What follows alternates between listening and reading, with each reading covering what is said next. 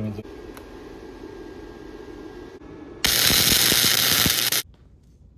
Teggy is getting slammed today, boys. Well, more slammed, better said. It's gonna legit be Baddick, or more Baddick than what it was, for sure. The Integra goes even lower with the back setup, guys. We're having a late start to this. I wasn't gonna record, but I know whoever does watch this is gonna be like, what the hell? And the only reason we found this out is because my brother did not want to get any cut spindles on the car just because of geometry reasons. What happened? These in-house already are good. But shout out to homie Brian. He unlocked some very deep Honda information for all my EF guys out here, which solves our issue with these spindles. The only thing that was different is obviously the brakes. EF brakes are much smaller, an inch smaller to be exact. So if we did that, he didn't want to go down in brake size, and you know, it doesn't really make sense to do that. I was doing just research on just different things like that with the DAs, Integras, EGs, things like that, because they're pretty much all compatible. A little bit different in geometry, but not too far off. And we wanted to just test them out. But we had these in-house that came off that car right point. My brother's gonna be pretty much rocking full EF suspension minus his chilling arm, which is funny because he pretty much went backwards. Everybody goes for this and all this stuff for big brake head, but he's pretty much going in reverse to be able to drive static with still having good brakes, a big caliper upgrade, quote unquote. And he's pretty much wow, we need a new axle boot. Yeah, and they're brand new. So I have good fitment, some good traction. We're starting to catch a flip here and there because, you know, it's gonna have natural camber because of the height of the car, but you know what I mean? It's just, yeah. We also did, I don't know if you guys saw in the beginning of the video, someone was asking, why in the hell are you welding studs onto this man's hubs? Hear me out. When we got them, these are the original EF hubs. He put brand new bearings on the hubs. Might as well, you know? But for whatever reason, even when there's rear studs, the stud itself, it wasn't like super tight on the hub. I'm not sure if it's because it's a used hub or they're old, but they still work perfect. Like, you know, they just got some surface rust, but the hub itself didn't need to be replaced. So what I did is just got the good old flux core welder, did 2 tiny tacks on each side of the stud per hub. All 4 of them are like this right now. That way they don't break off when we try to torque them down.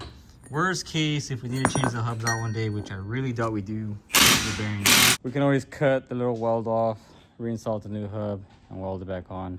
I mean, it's not like we're doing this every 3 months. You know, maybe that's like a every 2-3 year job. So, you know, I don't think it's the worst thing in the world. Plus, I think it's a lot safer for right now, or in general, rather than having to find out when the stud spinning and be all bad. The problem with these cars is just that knuckle. It sits way too tall, I guess, and it hits the body. So no matter what, a lot of people that do go crazy low on these cars have insane amount of camber. And no disrespect to anyone who is running that camber to meet that heights, but we are not doing that. We want to drive the car. We want the car functional. We don't want to freaking catch a flip every now and then. Camber kills, bro. Camber kills.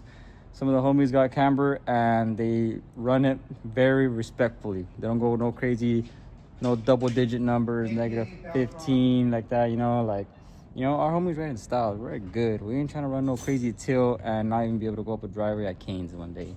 No! Luckily, this isn't too crazy difficult to remove. I don't know how much bigger the caliper is compared. Oh, we're gonna have to bleed your brakes. Just remembered that. Not a big deal. We have brake fluid though. Not a big deal. We always wanted to do that either way, so. Yeah, so that's cool. I mean, it looks like a pile of butt cheeks right now. Not gonna lie. Started doing some body work on it. Bump right here was already there prior. We're gonna smack it out, and I'm gonna do some welding on the inside. This trunk, we did not realize had this much amount of Bondo. Very unfortunate. So he's debating on getting a new trunk. Well, he has one, but he doesn't know if he wants to run that one or not. This side of the body is honestly not bad at all. It's clean. I mean, it just has little patches, but overall it's straight. Doors, good now. Interior is good. It's just dirty. It hasn't cleaned it in a long time. Fenders are brand new. Bumpers are OEM good. Rear bumpers OEM good. No damages there. Almost like OEM plus, yo. It's fire. and we put him a new muffler on. This thing was way too loud, dude. Way too loud. Put my Grady tip on from the EF with the vibrant muffler. And he's using no resonators because he cannot run them, not voluntarily, just by choice, because he demolishes them at the height he drives at. It is what it is. So I just got done pressing in the wheel bearings. That's good to go. No problems there. This is old Integra knuckle. And the reason we're putting on the EF ones, as I stated, from here to here, the EF ones are a lot shorter. Obviously, there's a lot more difference in geometry. The Integra ones, they are much more. Oh, I forgot. Take it back off. What? We need to shave down the back a little bit more. Oh, it didn't hit. For the bag clearance. That didn't hit. It doesn't, but it's like super close. I'd rather just do it real quick.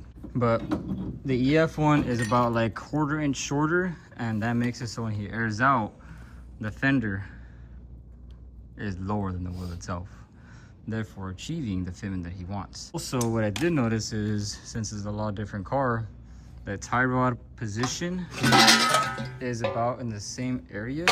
Well, not in the same area, but the EF one is a little bit longer. My bag boys out there, any Civic, I don't know, maybe even other cars too. Oh my god, guys, I'm so freaking tired. But this is a part we had to shave off right here in the back, because on most back setups, the spindles don't like to naturally camber in. This whole piece will actually hit the air ride or the actual bag itself. On the Integras from factory, they didn't do nothing. The EF, since they have a little more arch to it, we did have to shave it. I shaved it already a good amount. It was on my car. But on the Integra, we do have to do it a little bit more. It's not gonna damage it by any means. I mean, it's still a thick piece of metal, so we're all good right there. So now we're good to slap that in. We'll go ahead and do that to the next side. Show you guys how the difference looks. It's not major, but it's enough to give that clearance, because the last thing you need is pop a bag. And yeah, we ain't trying to do that. Well, this is already 8 grinded down, but you can tell we still have like a little mountain right here. The goal is to get that completely flat. Stock to have a little like nub. Don't know what the heck it even does, what it's even there for, but with the flap disc, a quick 10-minute job. This thing goes from being like a low hill, you guys can barely see it, to flat. You're right, Hannah. Doing good. Bro, these axle boots are killing us, bro. Look at that thing. Oh my, bro, and these are brand new axles, bro. Look at that, that thing's split in half. I know. Dude, the amount of mess you gotta clean up now is literally not even funny, bro. Pretend you don't see it. That's what I'm doing. God, dude. So Is this the new one? yes. What am I putting the old bolt on for? Where's the new bolt? No, that is the new bolt. Fool, I can see it. No, it's not. Yeah, it is. It's black. Fool, that's how it is. Oh. No, ching. Update. It was not the right, well, it is the right bolt, but it was a chrome. I thought it was a black one. No pasa nada, no pasa nada. It's barely like 9 p.m., guys. It's cool. It's not like we want to go to sleep anytime soon. Luckily, it's still Saturday, so. Okay, bro. What time do they close? Oh, no. And the caliper we are running is going to be one off of a CRV. I do not know the year, forgot. I believe it's a what, 98? 98 to 01? Pretty much like the old gen CRVs. And This was a 98. the reason I say it specifically is because there's not a lot that's fit an EF knuckle. And the reason that's so important is because we can fit that. And for all my EF guys, you can fit a stock Integra rotor with that. So meaning, instead of going to like a DA knuckle or like a EG knuckle, something that's in a message geometry, you can get a big brake kit, like a medium-sized kit, I guess you can call it, with this caliper that's already massively bigger, with a stock Integra rotor, meaning it's still going to be a Honda factory rotor, because I know some people would like to go with the Mini Cooper rotors with these cars. But for EF people, you can get this caliper with an Integra rotor and still have a decently sized big brake kit, instead of switching out to a whole DA spindle and mess up your geometry. you can still leave it like that, if that makes sense. Obviously, we're doing like this because he's still gonna keep the same rotor, but a different caliper due to the spindle change setup. I hope that makes sense. And just like that, it is the next day. We were gonna finish last night, but we ran into one problem that I completely forgot about. I low-key forgot too, until we all seen it together. I needed reassurance. We had last night that we couldn't do it with was when we put the rotor on with the CRV caliper. The caliper was pretty much hitting the rotor. So we put the rotor on and the rotor and caliper were being squished. So pretty much it wasn't gonna work like, at all. The rotor was too far in. So the key that we forgot was we needed to add washers right here inside the stud. So that way when we put the rotor on the actual spindle, it spaces out the rotor just enough perfectly to once we put the caliper on, the caliper is in line right here like it's supposed to be. Wondering if that's gonna cause anything when we're driving. I don't believe so, because you can think of it as like you're adding a regular spacer in front of the rotor. That's pretty much doing the same thing. Obviously the rotor is being spaced out forward, but once everything is tight, once everything is tightened down, the rotor should pretty much sit flush with no problem. Obviously you just clean the hub a little bit with the wire wheel, but I think we're gonna be more than okay. Even when you get like the spoon calipers, I know they even make you space those out also, because sometimes the caliper doesn't fit perfect. So there it goes again. We're gonna be more than okay with this mod. Regardless, like I said, the studs are welded in the back. These are extended studs, so it's not like we're not grabbing anything. These things are gonna freaking hold up perfect. The wheel bearing has no play. So then we put this on, it fits on perfect. And we can lay the caliper on in the back side right there. Before we didn't have that gap, before the rotor was all the way in and we were hitting the caliper. No bueno. So we got the bracket bolted on finally. This is it with the washers on. Obviously right now it's gonna be loose. We don't have the set screws in it, but you guys can see we have good clearance front and back. And with the brake pads being a CRV caliper now, look how much more contact we have on the rotor. This is still the stock integra rotor from this car. All we do is just change the caliper out realistically. And look at that pad contact. It's 100% rotor now. Like nothing is being left out, which I think is gonna be like perfect. Look at that. Dude, like that's a massive ass pad. So even now with the stock rotor, I think we're gonna have even that much more braking power. Oh, come on. Okay. Just so you guys can see the actual comparison of the caliper sizes. Dude, look at that. The stock integra caliper is just the body of the actual CRV caliper. Look at that thing. Oh my god. That, bro.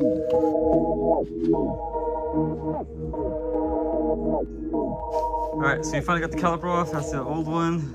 The only thing that pretty much fits from there to that is gonna be the brake line. We reuse the crush washers and the banjo bolt that goes on there. That's all tightened up. You're gonna lose some brake fluid. You're gonna have to bleed it regardless, so it's literally the last final step. And there's what I meant about the brake pad once again. Look how close contact it is. So we did have to shave off the inside of the pad just a little bit, but grease, or the slide pins are greased up. Everything's on there.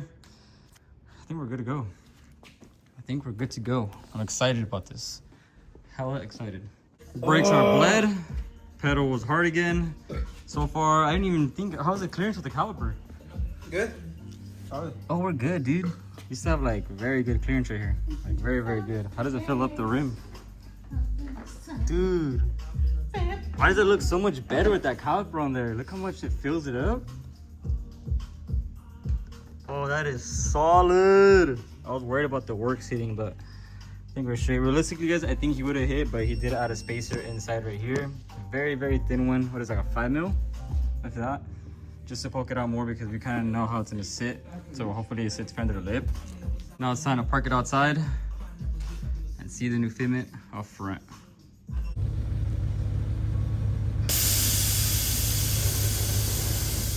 Oh, there it is. There it is.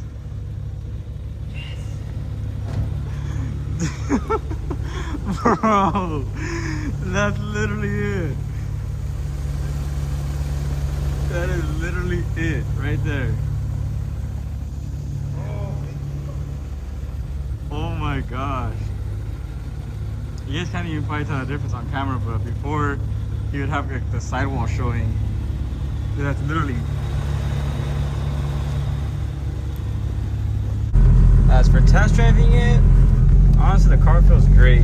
It does need an alignment. I did like a little adjustment with the toe, but overall, I mean, it drives straight, just the roll is not centered. And it okay feels like a lot lighter on the steering wheel. As crazy as that sounds, but it does feel a little bit lighter on the steering wheel. I'm assuming because of where the pivot points are at on the tie rods themselves. And also, the best part of someone does ask why this is such an important thing. It's not just because of fitment. Say for example, right now I'm riding at this height. My brother would drive a lot lower realistically. I do listen to drive this car like it's freaking static. Like crazy static. And another benefit of having this, instead of like how most people do is shorten their knuckles, which isn't a bad thing. Also, as for driving wise, it also makes it feel a lot comfortable because now the control arm isn't, I know those cuts are horrible. They're horrible if anyone says that in the comments. That's gonna get fixed when the whole engine bay gets redone, but I'm not even worried about that right now. But the control arm distance from here to the body now is a lot larger now. I mean, you can see it's almost like about half an inch at the height he's driving. So now when he's gonna hit bumps or things like that, the car doesn't even bottom out on body no more. So it feels even better like that. Pretty much it being laid out, this is the final form of it. The back's always gonna tuck more on any car. I don't care what anybody says, but yeah, I think it just lays out completely, man. I mean, it has rear spats on obviously, but like, dude, skirts, can't even put the front underneath.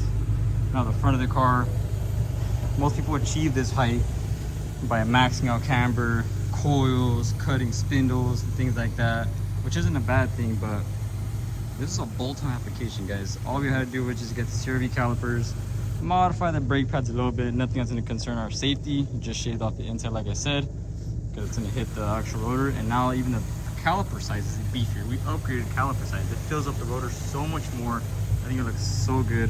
Got new hubs, new lower ball joints, new extended studs. All we need to do is get alignment. And I mean, if you really wanted to, you could add a little bit of camber, but like before you had like a 2-finger gap.